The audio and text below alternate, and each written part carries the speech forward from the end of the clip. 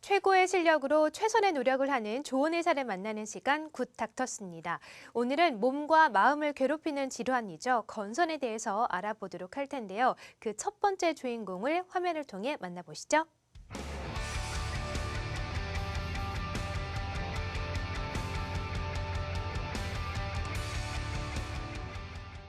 네, 굿 닥터스 건선편의 첫 번째 주인공이시죠. 계명대학교 동산병원 피부과의 조재회 교수님 나오셨습니다. 안녕하세요. 네, 안녕하십니까. 네, 반갑습니다. 네.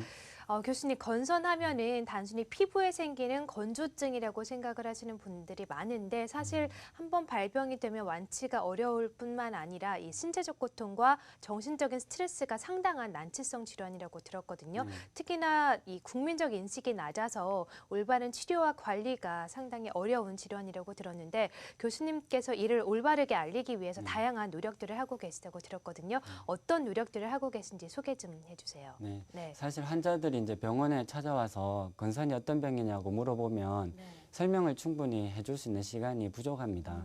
그래서 피부과를 전문하는 선생님들이 이제 병원 밖으로 빠져나가서 네. 환자들과 함께 건강 시민 강좌도 하고요. 또 힐링 워크데이라 그래서 한우 가족들을 다 초빙을 해서 걷기 네. 운동도 하고 또 환자들이 쉽게 알아볼 수 있는 책자를 또 편집하기도 해서 예. 좀 더 가까이 다가가려고 노력하고 있습니다. 네, 교수님을 통해서 건선 치료가 더욱더 발전이 되길 희망을 해보도록 하겠습니다. 감사합니다. 네, 자 그럼 이제 본격적으로 교수님과 함께 건선에 대해서 알아보도록 할 텐데요. 저희가 계속 건선했는데 정확하게 건선이 어떤 질환인지부터 설명해 주세요. 네. 사실 건선은 단순히 피부가 건조한 병이 아니고요. 네. 처음에 시작할 때는 되게 붉은 반점처럼 작게 시작을 하는데 크기가 점점 커집니다. 네. 크기가 커지면서 피부가 두꺼워지고 하얀색의 이제 인설이라는 그 각질이 많이 덮이게 됩니다. 네. 그래서 이런 생겼는 각질이 생기는 병변들이 머리라든지 아니면 얼굴, 그다음 발꿈치, 무릎 곳곳에 이제 생기게 되고요. 예. 또 피부에만 생기는 줄 알았던 이 건선병이 최근에는 알아보면 이제 관절에도 생기고 또 당뇨나 고혈압과 같은 다른 합병증과 동반되는 경우가 있어서 네. 좀 피부 질환 더하기 전신 질환이 합쳐져 있는 이러한 병이라고 생각하면 되겠습니다. 네. 단순히 넘기면 안 되는 질환인 네. 것 같아요. 그렇다면 이렇게 건선이 발생하는 원인은 어디서 찾아볼 수가 있나요? 사실 한마디로 뭐 때문에 생기냐 이렇게 원인을 얘기하기가 네. 쉽지는 않습니다. 쉽지는 않은데 이제 밝혀져 있는 거를 살펴보면 정상 피부보다 일단 두꺼워져 있다는 거죠. 그래서 표피가 많이 정상 피부에 비해서 빠르게 정식하는 질환입니다. 네. 그래서 표피가 두꺼워져 있고 그 표피 밑에는 살펴보면 염증세포들이 많이 모여 있습니다. 예. 그래서 염증세포가 표피가 잘 자라도록 서로 자극을 주고 있고요. 또 주변에 이제 혈관이 풍부하게 발달되어 있는 이런 특징들이 있는데 왜 그럼 그런 특징들이 이제 생겨나는 거죠.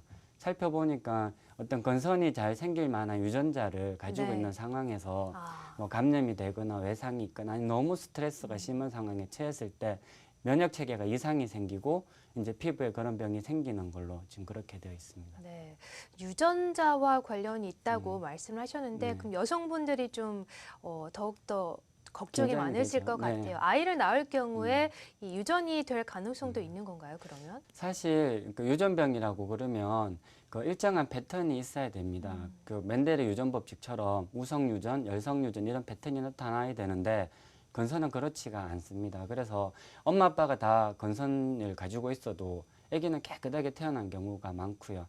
또 엄마 아빠가 문제가 없는데 네. 우리 아이는 크면서 건선이 생기는 경우도 있다는 거죠. 그래서 유전병이라고 보기는 어렵고 건선이 생길 만한 어떤 유전적인 어떤 소인이나 원인들이 이제 전달이 될 수는 있다는 겁니다. 그러면 어떤 증상을 보일 때 이것이 건선이구나 하고 의심을 해볼 수 있는지 그리고 그때부터 치료를 해야 되는지 궁금한데 어떤 증상을 저희가 건선이다라고 좀 의심해 볼 수 있나요?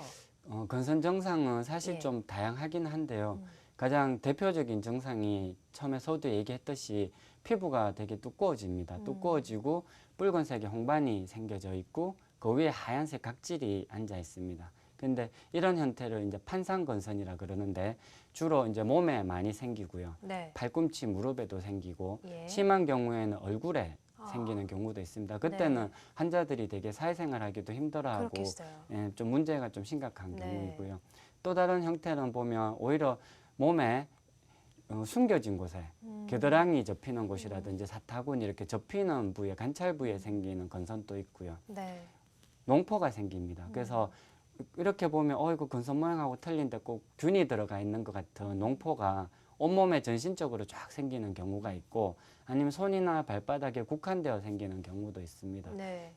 제일 심한 건선의 형태가 뭐냐면은 피부가 막 벗겨지는 박탈성 건선이라고도 있고 그래서 건선의 형태는 다양하게 예. 많이 있습니다. 그래서 심한 환자들은 피부뿐만 아니라 손톱, 발톱에도 건선병변이 생겨서 네. 얼핏 보면 무좀이랑 똑같이 생겼습니다. 그래서 손발톱이 막 두꺼워져 있고 갈라지고 막 피부에서 덜 떠고 그래서 손발톱에 침범되어 있는 건선도 있습니다. 네. 일단 좀 초기에 빨리 발견을 하고 피부과에 가는 게 중요할 것 같은데 맞습니다. 예. 일단 좀 이렇게 건선에서 그치는 게 아니라 다양한 합병증 또 후유증으로까지 번질 수가 있기 때문에 더욱더 위험하다고 들었는데 어떤 합병증들이 있나요? 피부만 잘 나수면 옛날엔 끝나는 병인 줄 알았는데 당뇨, 고혈압, 비만 이런 병들은 우리 또 삶의 수명하고도 관계돼 있는 병이지 않습니까? 그래서 네.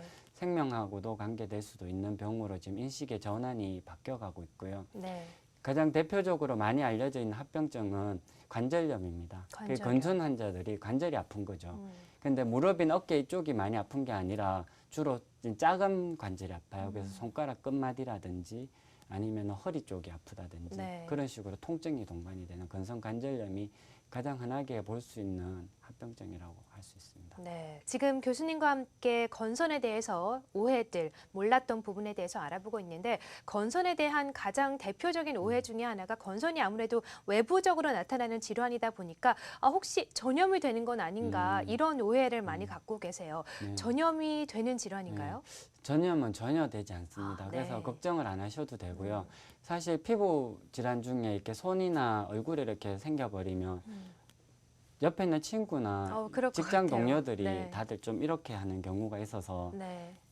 스스로도 위축이 되는데 전염을 시키는 게 아니고 네. 또 이거는 충분히 치료를 하면 잘 나을 수 있는 그런 길들이 있으니까 네. 치료를 받으시고 전염에 대해서는 걱정을 안 하셔도 되겠습니다. 네. 건선 환자분들이 좀 주의해야 할 요인들이 있다면 어떤 것들을 찾을 수 있을까요? 진료를 보면서 환자들한테 가장 많이 제가 집중해서 설명하는 게 네. 그건데요.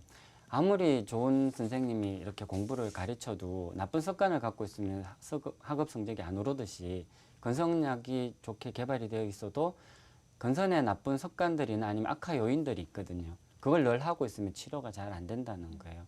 예를 들어서 환자들이 제일 왜 나빠졌어요 하고 물어보면 대답하는 게 막 밤새 이렇게 뭐 PC 게임을 했다든지 아니면 밤새 야근 근무를 했다든지 네. 그게 피로라든지 만성적으로 이렇게 생활 패턴이 불규칙하다든지 아니면은 그 술, 담배 중에 특히 담배를 많이 핀다든지 이러면 네. 건선이 되게 나빠집니다. 그렇군요. 그래서 그런 습관들을 줄여야 되고요. 그 외에도 이제 내가 어쩔 수 없이 당하게 된 건 스트레스들, 네. 그리고 감기라든지 그런 가벼운 감염 질환들, 그리고 외상 같은 상처가 자꾸 나게 되면 그런 부위에 건선이 자꾸 나빠지게 돼서 네. 그런 건 조심을 하셔야 됩니다. 네, 알겠습니다.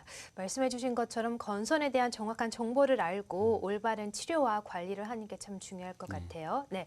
자, 오늘 조재희 교수님과 함께 건선에 대한 특징과 증상들에 대해서 자세하게 알아봤는데요. 마지막으로 시청자분들에게 당부하고 싶은 말씀 있다면 해주세요. 네. 네. 사실 건선은 지금 현재로는 어느 정도 많이 완치를 시킬 수 있는 그런 치료법들이 알려져 있습니다. 그래서 오늘 이 방송을 들으시고 내 질환이 건선이라고 생각을 하시든지 네. 아니면 이전에 많이 건선으로 치료를 해서 혹시 낙담하고 있는 분이 있으시면 병원을 그래도 용기를 내서 방문을 하셔서 네. 우리 피부과 의사 선생님들과 함께 건선을 잘 조절하고 치료할 수 있는 그런 기회가 됐으면 합니다. 네, 알겠습니다. 자, 건선으로 고민하시는 환자분들 오늘 많은 도움이 되셨으면 좋겠고요.